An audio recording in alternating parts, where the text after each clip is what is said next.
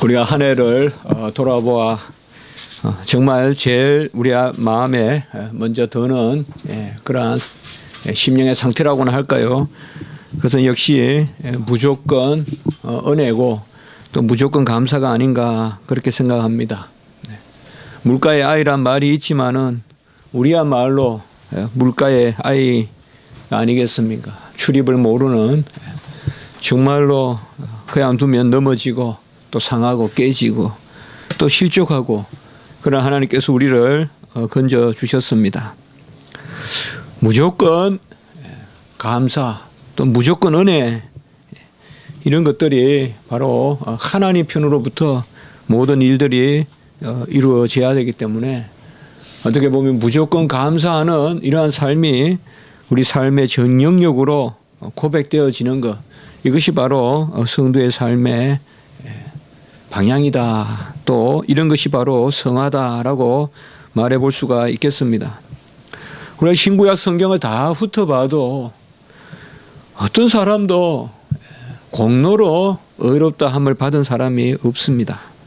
세상의 지혜로 또 명망으로 또 어떤 가업의 흥황함으로 주님이 칭찬했다거나 또 여호와가 칭찬했다, 그런 기사는 어디에도 없습니다.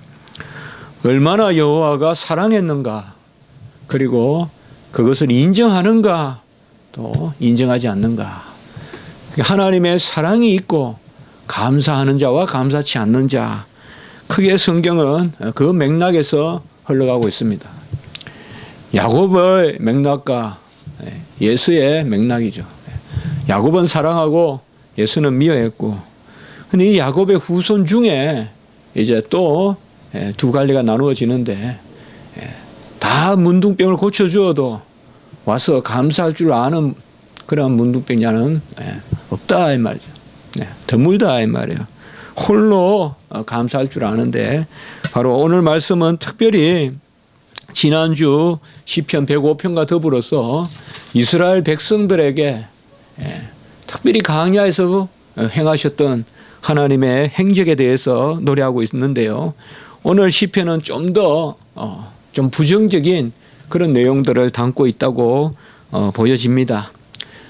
우리가 104편은 어떤 역사가 아니라 창조에 관한 시편이라고 했고, 105편은 역사에, 이스라엘의 역사에 관한 시편인데 감사, 동행하셨던 그 하나님, 애굽에서 그러한 10가지 기적을 일으키시고 해서 건져내신 하나님, 그 하나님에 대한 어떤 감사, 그 행적이라면, 오늘 106편은 그럼에도 불구하고 이스라엘 백성이 불평하고 감사치 아니하시는, 감사치 않는, 그래서 하나님이 그들을 치시기도 하고 또 다시 싸매기도 하시는 그 말씀을 오늘 담고 있습니다.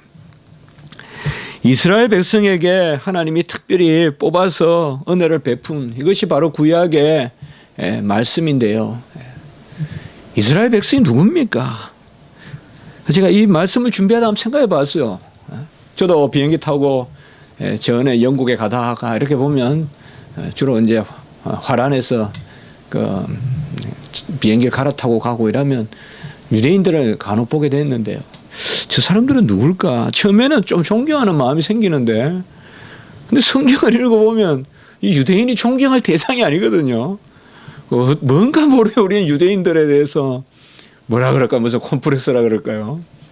그 유대인들이 뭐 특별히 그냥 랍비같이 막 수염 기르고 까만 옷 입고 이렇게 다니면 뭔가 정말 우리가 돌아가야 될 어떤 그 고향 같은, 영적인 고향 같은 그런 모습 같고 뭔가 그런 게 있는데, 알고 보면 이 유대인들이 어떤 민족이에요?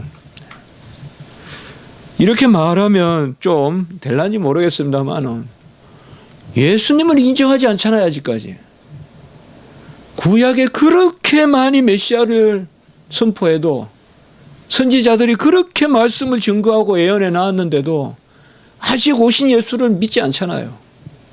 얼마나 강팍한 민족이에요, 이스라엘 민족이.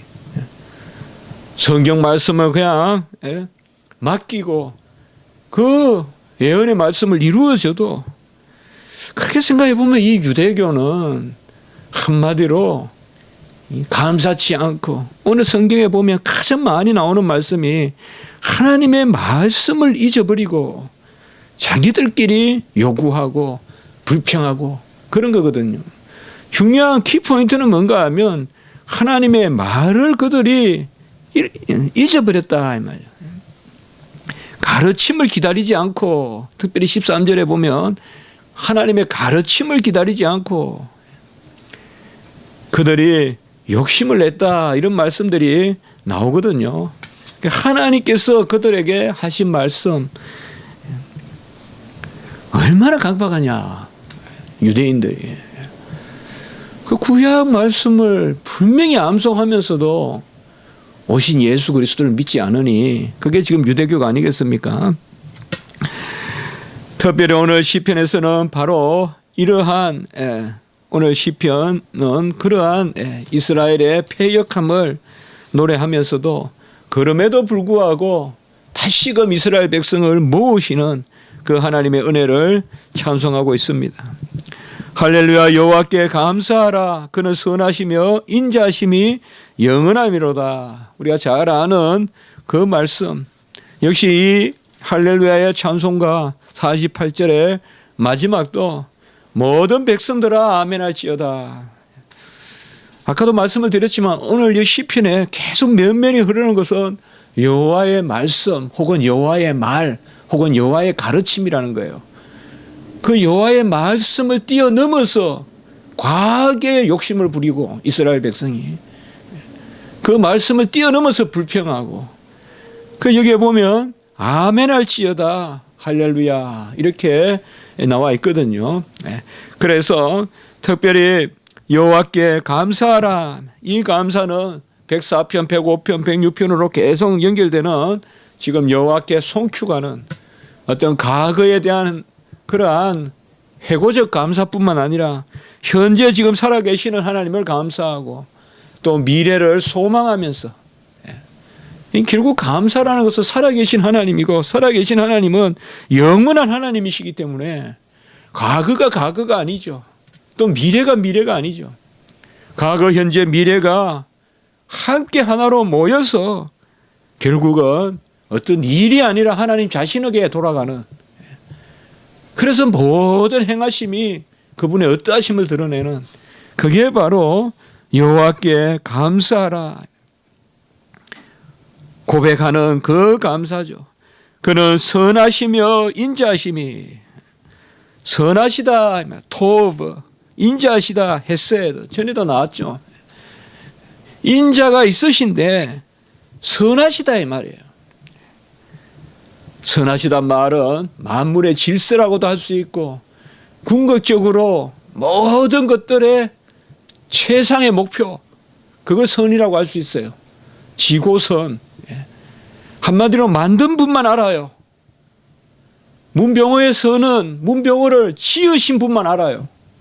무엇이 저에게 선인지, 어떻게 보면 제 존재 가치, 그게 선이라고 할 수 있어요. 철학자들은 이런 것을 지고선이다, 수문보눔이라고 하죠. 최고의 가치, 그리고 그걸 행복이라고도 하고. 그러나 선하다라고 하는 것은 여호와 하나님의 의를 뜻해요. 달리 말하면 여호와 하나님의 의는 만물의 질서, 만물의 목적, 만물의 가치. 그는 토브, 선하시고, 그리고 헤세드, 인자하시다. 제가 이렇게 한번 생각해 봤어요. 목마른 자에게 물을 주는데 맑은 물을 준다 이 말이에요. 아무리 목이 마르다고 해도 아이고 죽겠어요. 아프리카에서 막 목이 마른데 막 아이들이 그냥 강야를 헤매다가 물을 마시는데 그 물이 썩은 물이잖아요. 그래 많이 죽잖아요, 아프리카에서. 뻔히 거기가 온갖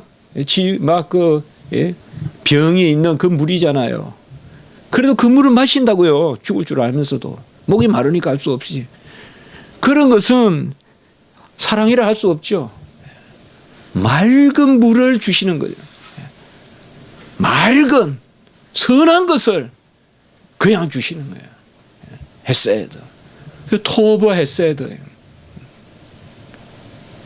잿물을 주었어야 되겠어요? 아무리 목이 마르다고 해서 잿물을 주었어야 되겠냐고. 양잿물.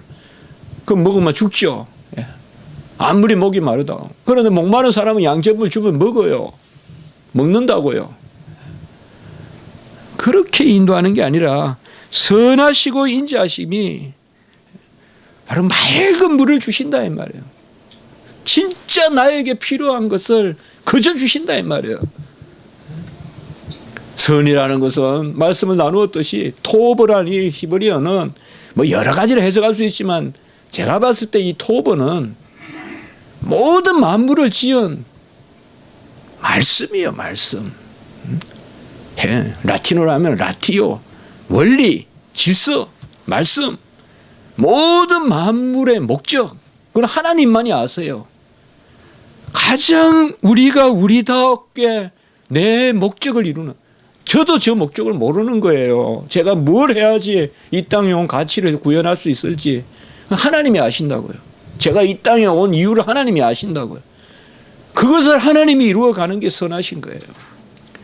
그 선하시고 인자하심이 영원하다. 올람, 영원하다라는 말은 바로 절대적으로 읽으면 어떤 행사나 사건이라기보다는 그분 자신의 어떠하십니다.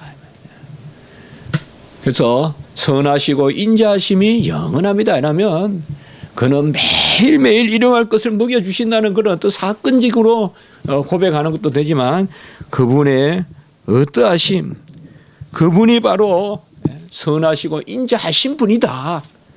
영원하단 말은 계속 끊임없이 그러하신 분이니까 바로 그분이 어떠한 속성을 우리에게 말씀해 주신 것입니다.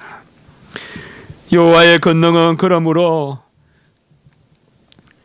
다 말할 수 없고 여호와의 권능은 이러한 권능입니다. 그러니까 세상의 권능은 이 둘을 만족시키지 못해요. 선이 없고 인자가 없어요. 선과 인자를 물론 선도 하나 만족 못 시키고 인자도 만족 못 시키지만은 좀 인자한 듯 하면 선이 없고 좀 선한 듯 하면 인자가 결여되어 있고 세상은 그래요. 그러나 여호와의 권능은 이것이 함께 있는 게 권능이에요. 우리가 예수님께서 가르치신 것이 근위가 있다고 했을 때 근세가 있다. 서기관이 다 가르친 것과 달리 그 근세가 뭐예요? 바로 오르면서 이루시는 거죠. 절대 선은 그 가운데서 능력을 발휘하시는 거예요. 이게 권능이거든요. 그래서 2절에 여호와의 권능은 뭐냐 하면 1절에 바로 그가 선하시며 인자하심, 이게 같이 있어야 권능이에요. 막 옳다고 맞다고 막 각을 세운다고 그게 권능이 아니라 옳아야죠. 맞아야죠. 그러나 그게 사랑으로 표현이 돼야죠. 가장 옳은 것이 사랑으로 표현돼야 되고 어떻게 보면 가장 옳다면 사랑이어야 되겠죠. 아직 사랑이 아닌 것은 옳은 게 아니죠. 고린도전서에 보면 아는 것이 아니라고 했잖아요. 하나님의 사랑으로 영광을 돌려야 그게 아는 것이라 했거든요. 절대 지식은 하나님의 사랑 안에서 이루어지는 것이죠. 그 권능, 이 권능을 누가 찬양하느냐. 칼빈은 주석을 보니까 아주 흥미롭게 주석을 해놨어요. 찬양을 다 똑같이 하는 것은 아니다. 찬양의 정도가 있다. 그것은 바로 3절에 나오는데 정의와 공의를 얼마나 지키고 행하느냐에 따라서 찬양의 도가 달라진다. 이렇게 칼빈은 주석을 했어요. 그래서 2절과 3절을 저는 꼭 묶어놨어요. 지금 여기 성경에 이렇게 묶어놨어요. 바로 주께서 찬양을 다 선포해야 되는데 어찌 다 말하며 어찌 다 선포하랴. 그런데 진정 주님을 찬양하는 그 선포의 정도가 있는데 그 정도는 바로 3절에 정의를 공의를 지키고 행하려고 하는 자가 여호와를 찬미한다라고 이렇게 말하고 있습니다. 우리가 최근에도 말씀을 통하여서 나누었죠. 여호와에 대한 영광 올림, 찬송은 순종이라 그랬죠. 이게 시편도 그렇고 계속 그 맥락이죠. 지난주도 그렇게 말씀을 드렸죠. 지난주에 45절 기억나십니까? 바로 위에 105편의 45절. 그의 율례를 지키고 율법을 따르는 것, 이것이 바로 송축하는 것이라고 했죠, 우리가. 이것이 바로 에덴 동산에서부터 여호와 하나님께 올려드릴 창송은 바로 내 심령의 순종, 고백. 그게 바로 찬송이거든요. 그러니까 계속 보면 우리가 어떤 입술의 찬송이 아니라 여호와의 인자하심과 선하심을 기억하면서 그 가운데 말씀을 쫓아가는, 우리는 오직 은혜로 기억되는데요. 4절에 보시면 주님께서 우리에게 다 베푸신 그 은혜, 그 은혜를 여호와 하나님께 올려드리는 것입니다. 이게 중요한 단어들이 너무 많이 나오는데요. 지금 3절에 보면 공의와 이 정의라는 이 단어도, 제데카, 미슈파트, 이 단어도 상당히 중요한 단어들이고요. 오늘 이 4절에 보면 이 구약에서 은혜라는 말은 많이 안 나옵니다만은 사실요, 이 라촌이라고 하는데요. 이 은혜라는 말은 4절에 주의 백성에게 베푸시는 은혜. 이 은혜는 다른 것이 아니라 하나님의 기뻐하심, 호의, 이렇게 번역이 됩니다. 하나님이 기뻐하셔서 베푸시는, 이게 라촌이라는 단어가 본래 하나님이 즐거워하신다는 것입니다. 그러니까 주의 백성에게 즐거워서, 신약으로 말하면 기뻐하심을 따라, 우리가 자주 말씀 나눴잖아요. 에베소서에서. 이 절대 은혜를 이야기한다 그랬잖아요. 무슨 조건을 보지 않을 때 기뻐하심에 따라 이렇게 표현한다 그랬잖아요. 무조건적 은혜. 아니 내가 좋아서 했지 뭐 딴 거 이유 있나 하는 거죠. 그 무조건적 기뻐하심에 따라 베푸시는 은혜로 나를 기억하시고, 특별히 5절에 보면 나 주의 택하신 자가 형통함을 보고, 이 언약의 백성을 이야기합니다. 그리고 주의 나라의 기쁨을, 이것은 바로 언약 백성의 울타리, 바로 오늘로 말하면 교회라고 할 수 있겠죠. 주의 나라의 기쁨, 바로 포도원에 들어가는 기쁨. 아침 9시든 12시든 3시든 4시든 5시든 포도원에 들어와 있는 그 기쁨, 주의 나라의 기쁨을 나누게 하고 주의 유산을 자랑하게 하라. 이것은 특별히 오늘 시편에 보면 8절에 보면 여호와께서 자기의 이름을 위하여 그들을 구원하셨으니, 이게 언약의 개념이거든요. 여호와께서 자기의 이름을 위하여, 이런 표현도 우리가 또 시편에서 본 적이 있죠. 자기의 이름을 위하여, 주님께서 영광을 받기 위하여. 이 말은 곧 이기적인 하나님이 아니라고 했죠. 우리는 주께 영광됨이 우리의 즐거움이다. 그러니까 시편에서 주님이 영광을 받으신다는 것은, 주님은 충만하신 완전하신 분이 왜 영광을 받기를 원하세요? 주님이 왜 자기의 이름을 위해야 돼요? 그 이름은 이미 영광이고, 그 성호를 누가 감히 그 성호를 온전케 하겠어요? 스스로 완전하신 분인데. 그럼 우리는 항상 주님께서 자기의 이름을 위하여 혹은 영광 받으시기 위하여, 이런 것은 즉시 주님께서 우리를 위하여 비워주시는, 주께서 비워주시는 완전하신 분은 우리에게 뭔가를 원하실 때는 낮아지셔서 비우시는 거, 자기를. 그래서 우리를 그 자리에 세우시는 거죠. 그러니 영광을 우리에게 구하는 게 우리에게 정말 영광이죠. 이것도 바로 언약적인 개념이에요. 자기의 이름을 위하여 그들을 구원하셨으니, 이걸 가지고 뭐 성경의 하나님은 이기적인 하나님이고 그런 얼토당토 않는 해석을 하는 하는 경우들을 본 적이 있어요. 성경을 비판하려고 그렇게 하는 걸 봤어요. 성경의 하나님은 이기적인 하나님입니다. 자기의 이름을 위하여. 그는 성경을 아주 아무것도 모르는 그런 이야기죠. 그러면 45절을 보십시오. 45절을 한번 같이 읽어보겠습니다. 시작. 그들을 위하여 그의 언약을 기억하시고 그 크신 인자하심을 따라 뜻을 돌이키사. 분명히 그들을 위하여라고 했잖아요. 하나님을 위하여가 아니라 하나님을 위한 것이 그들을 위한 것이다. 같이 합시다. 주께 영광됨이 나의 즐거움이다. 지극히 높은 하나님께 영광이요 땅에서는 기뻐하심을 입은 자들 중에 평화로다. 인생의 제일 목적은 하나님을 영화롭게 하는 것이요 그를 즐거워하는 것이다. 저는 이 두 말씀을 항상 같이 생각하거든요. 하늘엔 영광이요 땅에는 기뻐하심을 입은 사람들 중에 평화로다. 영광과 기쁨은 함께 있는 거예요. 인생의 제일 목적은 하나님을 영화롭게 하는 것이고 그를 즐거워하는 것이다.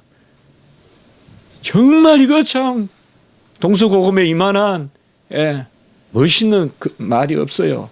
하나님을 영화롭게 하는 것을 즐거워하는 것, 이게 함께 가는 거예요. 이 이분법이 아니에요. 신본과 인본이 이분법이 아니라고 그러냐. 신본주의가 가장 인간다운 거예요. 아까로 말씀드리면 뭐예요? 바로 우리 자신의 선하심을 하나님이 알고 계시기 때문에 하나님이 우리를 지으신 목적을 이루면 그게 나의 가장 즐거움이죠.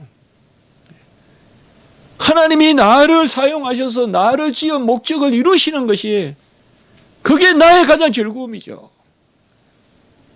다른 무슨 즐거움이 있어요? 그것보다 조물주예요. 그분은 지으신 분이에요. 그분은 토기장이에요. 그분이 아세요. 용도를. 그분이 나를 필요해서 이 땅에 두셨어요. 뭐 그분의 뜻을 주님의 뜻을 이루소서. 그것이 주님의 뜻을 이루라는 어떤 이분법이 아니고 주님의 뜻은 그런데 아이고 우리는 이렇게 고생시키면서 주님의 뜻만 이루면 뭐하냐. 그게 아니라는 거죠. 주의 뜻을 이루는 것이 나에게 선이고 지고 선이고 그것을 주님이 또 인자하고 아까 선하심과 인자하심이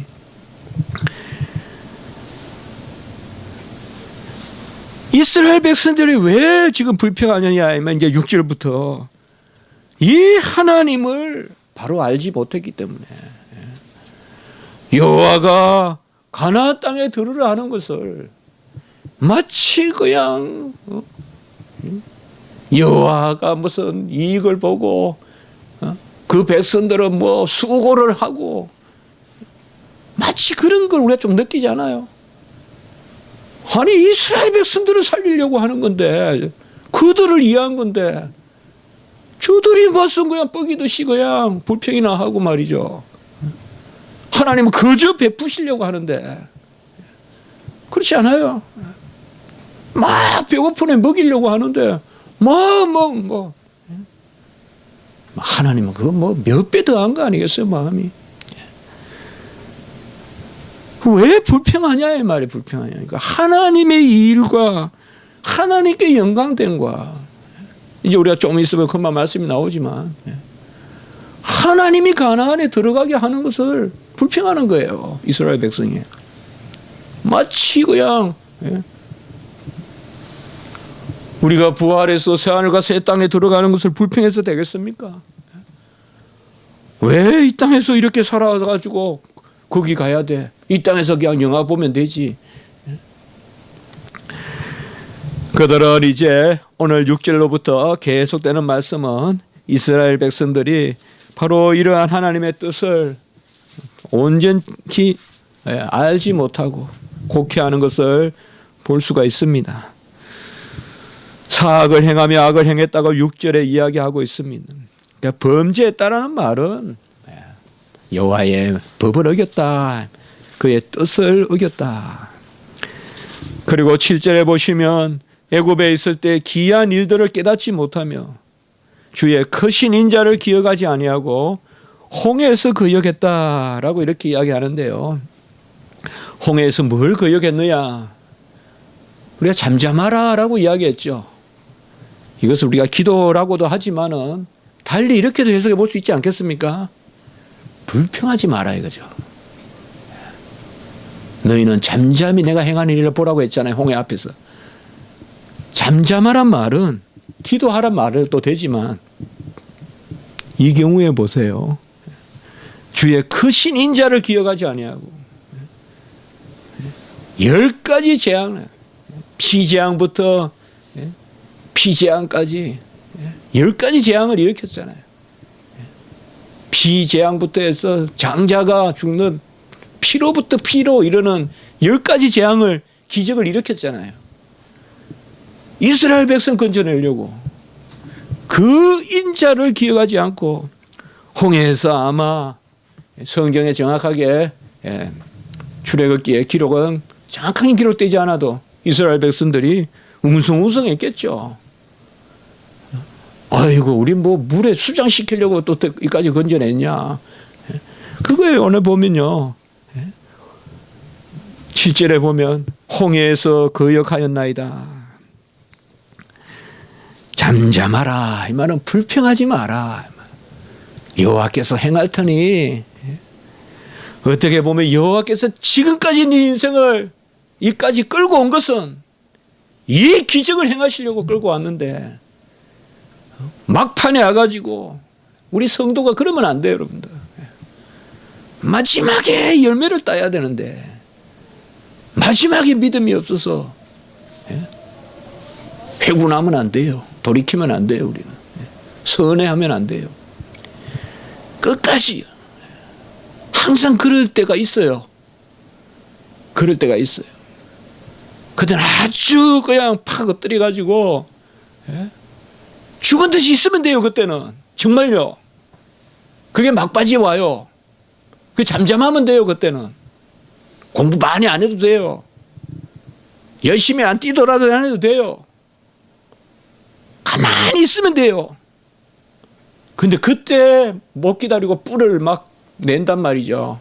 뭘 해보겠다 그러고 뭐 이래가 안 되겠다 그러고 내가 지금까지 뭘 열심히 했는데 이거 한번 활용해 봐야지 이 생각 저 생각 다 하다가는 그때 쳐져요. 그럴 때가 있단 말이죠. 뭘 할 때보다 안 할 때가 더 중요할 때라요. 가장 큰 일을 이루실 때는 잠잠하라. 너 손들지 마. 가만히 있어. 손들지 말고 그냥 걷기만 해. 마지막에 한 번만 외쳐 손들고 그 여리고성 무너뜨린다 이 말이에요. 꼭 홍해가 있단 말이죠. 우리가 그럴 때 정말 기도해야 되거든요. 그럴 때 약복까지 갈갈지 뼈가 빠지 기도해야 돼요. 다윗이 12지파의 기업으로 들어오는 그 강이 약복강이에요. 이스라엘 가보면 다 보면 딱 표가 나요. 이제부터 이스라엘이구나. 약복강이에요, 거기가. 이제 12지파로 들어올 때 그때 기도하는 거예요, 말이에요. 어쨌든 붙들긴 삿발을 붙드는데 내 주장이 아니잖아요. 내 주장을 끊는 거잖아요. 야곱이 이겼다는 것은 이긴 게 아니죠. 그 한도뼈가 뭐예요? 남자가 힘을 쓰는 뼈 아니에요. 일을 하려면 그 한도뼈가 있어야 되잖아요. 짐을 들려면. 너 힘으로 안 돼, 너. 완전히 그냥, 주여, 내가 하나님을 붙드는, 하나님이 있어야 내가 12지파도 하지. 내 이 뼈로 안 됩니다, 이거 아니에요. 내 이 뼈로 안 됩니다, 이 뼈로. 내 뼈도 꽤 여물었지만 20년 동안 바다나람 가서 옛날에 어머니 품에 있던 그런 야곱이 아니지만 그래도 20년 동안 배운 거는 내가 열심히 무슨 가축 키우고 일했다고 내 뼈가 굵어진 거 그거 가지고 안 된다 이 말이에요. 가나안 땅은. 하나님을 의지해야 돼. 우리가 다니엘서 9장에 보면 이스라엘 백성이 예레미야의 예언에 따라 70년이 다 됐는데도 사람들이 아무 감각이 없는 거예요. 그 선지자가 70년에 돌아올 것을 고레스 왕에 대한 정확한 예언을 하잖아요. 그때 다니엘 9장에 보면